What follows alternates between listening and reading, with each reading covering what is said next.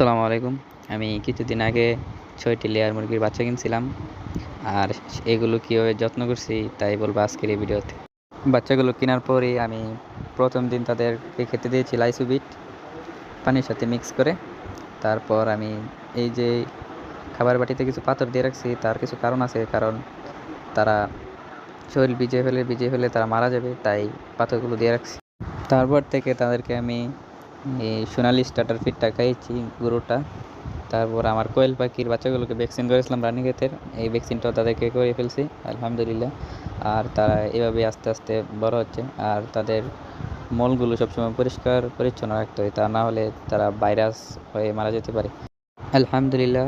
আর এই বাচ্চাগুলোর এখন প্রায় 15-20 দিনের মতো হয়ে গেছে।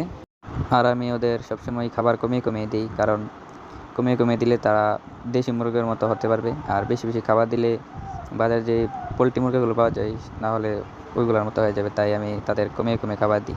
আর এখন এই মুরগিগুলোর প্রায় 40 থেকে 50 দিনের মতো হয়ে গেছে। আর তারা এখন ধীরে ধীরে প্রায় অনেকটা বড় হয়ে গেছে দেখতে দেখতে। আর এই সবগুলোই কিন্তু মোরগ হয়েছে। আর তাদেরকে সবসময় খাবার পানি দিয়ে রাখতে হয়। আর ওদের মধ্যে আমার 6টা বাচ্চা ছিল, একটি বাচ্চা হারিয়ে গেছে। আর মাত্র 5টি মোরগ আছে, এগুলো সবগুলোই মোরগ। এদের সাথে আমি কিছু দেশি মুরগি ছেড়ে রাখছি।